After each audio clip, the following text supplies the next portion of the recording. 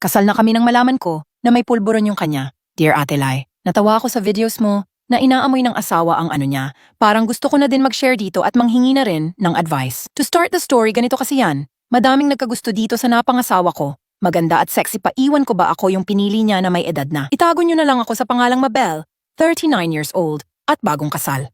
Yung napangasawa ko, itago na lang natin siya sa pangalang Dave, 26 years old, at Telay. Daming babae umaaligid-aligid sa kanya, pero nung time na ikinasal na kami, huminto na din sila. Kumalat pa sa aming lugar na mambabarang at ginayang ako kaya pinakasalan ako ni Dave. Pinaliwala ko lang ang fake news dahil alam ko at kilala ko sarili ko na di ko ginawa yan. Naiintindihan ko sila sa kalituhan nila, even ako. Di ko rin alam, ba't nga ba ako ang nagustuhan niya? Maputi, matangkad at sexy ako, pero yun nga lang may edad na.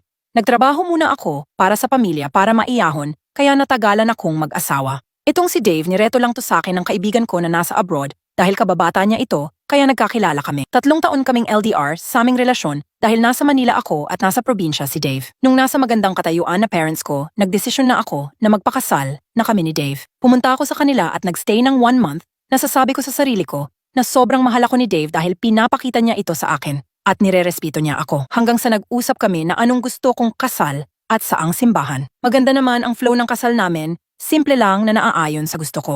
Dumalo lahat mga kapamilya namin at niregaluhan kami ng tita ko ng honeymoon trip at sagot lahat ng tita ko ang gastos.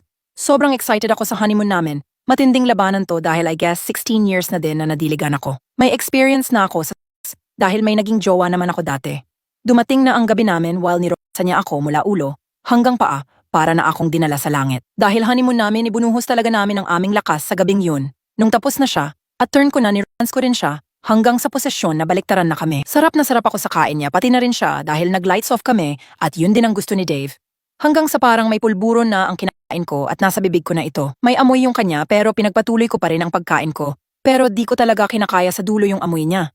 Kinuha ko yung cellphone ko sa table na nilapag ko at nag-turn ako ng flashlight. Tapos tiningnan ko yung kanya. Laking gulat ko na ito, Ate Lai. Parang gusto ko talagang umatras sa pag-aasawa ko. Hindi ko sukat akalain ganito na pangasawa ko kaya pala parang may pulburon ang bibig ko. Tumakbo ako papuntang CR at nagsuka ako doon. Naligo, nag-toothbrush at nagmumog ng 10 beses.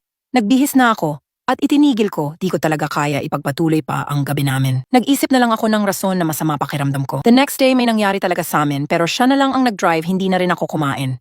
Naghugas kaagad ako sa CR pagkatapos namin dahil naamoy ko ang akin na may ibang amoy dahil sa mga pulburo na galing sa kanya. Feel ko hindi siya satisfied dahil doon siya sarap sa 69 na posisyon. Hindi na nasundan yung nangyari sa amin until now, 3 months na mula nang ikinasal kami. Sabik naman ako na madiligan pero parang nawala pa na nabik ko nang malaman ko ito sa asawa ko. Kung kayo ba, Ate Lai, ano bang gagawin nyo sa sitwasyon ko? Gusto ko malaman advice nyo sa akin dito sa page na 2. Hanggang dito na lang from Sender Mabel.